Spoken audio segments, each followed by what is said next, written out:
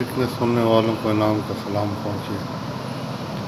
دوستوں، جب امریکہ نے عراق پر حملہ کیا تھا تو اس کی پلاننگ اور ایگزیکیوشن، اس میں سب سے جو اہم وارفیئر کا ہتھیار تھا وہ تھا کمیونیکیشن نیٹ ورکنگ اور اس کے مختلف ایسٹس۔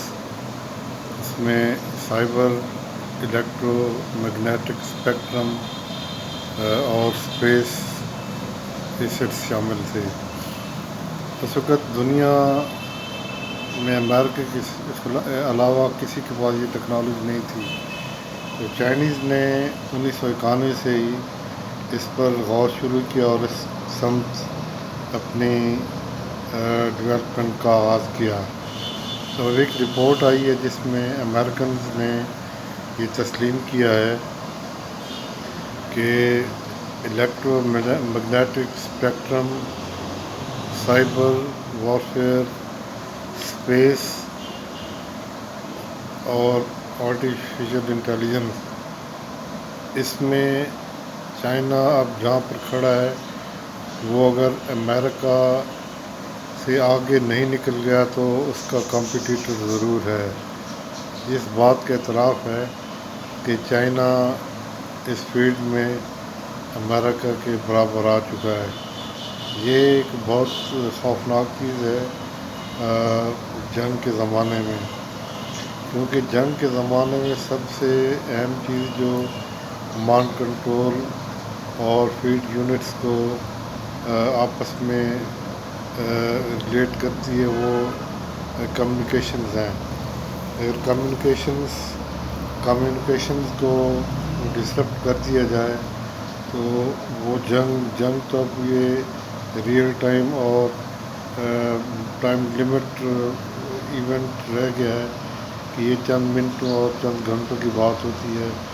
تو اب یہ اس کا ایفیکٹ انڈیا محسوس کر رہا ہے، کیونکہ کچھ انالسٹ جو ہیں انڈین وہ کہہ رہے ہیں کہ جو ٹاپس انڈیا نے آکوپائی کی ہیں، جو خالی پڑی تھیں 15-18 ہزار فٹ اونچی، وہاں پر کمیونیکیشن میں اب خلل کس وقت ڈال دیا جاتا ہے۔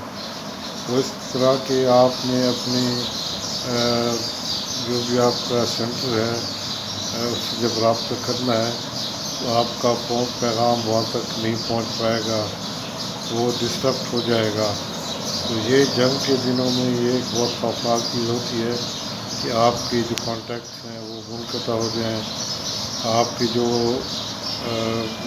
سیٹلائٹس ہیں وہ جو میجری اور ڈیٹا آپ کی کمانڈ کو بھیج رہے ہیں وہ وہاں تک نہ پہنچے، تو پھر ایک قسم کی آپ کے ہاتھ میں جیسے اندھے کے ہاتھ میں لکڑی تلوار آ جائے تو وہ کیا کر سکے گا۔ تو یہی صورتحال اب بننے والی ہے۔ جو بھی انڈو چائنا جنگ ہوئی اس میں سب سے خطرناک چیز جو ہے وہ یہی ہوگی، مثال کے طور پر اس پر جنگ ریئل ٹائم امیجری پر منحصر ہے۔ مثال کے طور پہ آپ کے ٹرپس 5-6 جگہ پر انگیج لڑائی کر رہے ہیں، تو جو اس وقت کمانڈ کنٹرول ہے وہ آپ کو بتا سکتا ہے اوپر بیٹھے ہوئے کہ فلاں فوج کو کس طرف سے حملہ آ رہا ہے اور وہ حملہ روکنے کی صلاحیت ہمارے پاس ہے کہ نہیں۔ اگر نہیں تو وہ پھر ایئر فورس کو یا میزائل یونٹس کو کنوے کرے گا ڈیٹا کہ اس پر فلاں جی پی ایس یا جو بھی اس کی ریئل ٹائم انفارمیشن ہے وہاں پر اٹیک کیا جائے، تو وہ اٹیک کر کے اس کو روکا جا سکتا ہے۔ اور دوسری چیز ہے کہ اگر آپ کو کسی قسم کی سپلائز کی کمی ہے یا کوئی اور چیزیں ایمونیشن کی کمی ہے، خوراک کی کمی ہے، آپ کے جو انجرڈ ہیں، زخمی ہیں، ان کے متعلق انفارمیشن ہے، یہ تمام چیزیں آپ اپنے ہیڈ کوارٹر سے لنک رکھتے ہیں۔ تو اگر یہ منقطع کی جائیں، آپ کا ایمونیشن ختم ہو رہا ہو، آپ کی خوراک ختم ہو رہی ہو، آپ کا پانی ختم ہو رہا ہو، تو پھر یہ میسج جب ہیڈ کوارٹر کو نہیں جائے گا تو آپ کو سپلائز نہیں مل سکے گی اور پھر اس کے نتائج آپ جانتے ہیں۔ یہ ہے موجودہ دور کا جو بھی وارفیئر نظام ہے، انٹینجیبل، نہ نظر آنے والی ٹیکنالوجی، تو یہ آئندہ جنگ میں یہ بہت اہم کردار ادا کرے گا۔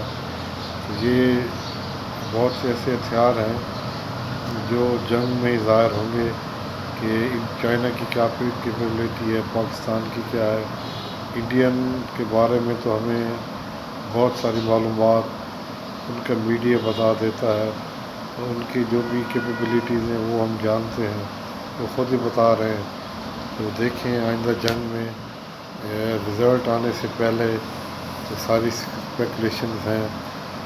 جنگ تو بہت اچھی چیز نہیں ہے، اس کو ایوائڈ کرنا چاہیے۔ انڈیا کو بھی چاہیے کہ چائنا کے علاقے ان کو حوالے کرے، جو پاکستان کے علاقے پاکستان کے حوالے کرے، جو بھی پلیبیسائڈ یا رائے شمار ان کرا لیں، کیا فرق پڑتا ہے آپ کو؟ آپ کریں اور اپنی وسائل کو بچائیں۔ جنگ کر کے آپ کو کیا ملے گا؟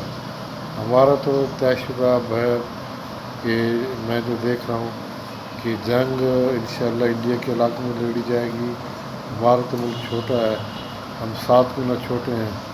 اگر جنگ ہمارے ایریا میں آئی اور بہت بڑی انڈین فوجی قوت کے ساتھ آئی تو ہمارے پاس سوائے اس کے کوئی اور چارہ نہیں رہ گئے گا کہ ہم وہ جو شیخ رشید کہتے ہیں، وہ پاؤ والے کو قتل پاؤ کے آدھا کلے مجھے نہیں پتہ، تو وہ پھر اسی دن کے لیے رکھے گئے ہیں۔ اب یہ دشمنوں کو بھول جانا چاہیے کہ کسی وارفیئر میں وہ پاکستانی زمین کے 1 انچ پر بھی قبضہ رکھ سکتے ہیں، کیونکہ پھر یہ کھلونے ہمارے شوکیسوں کے سے نکلیں گے۔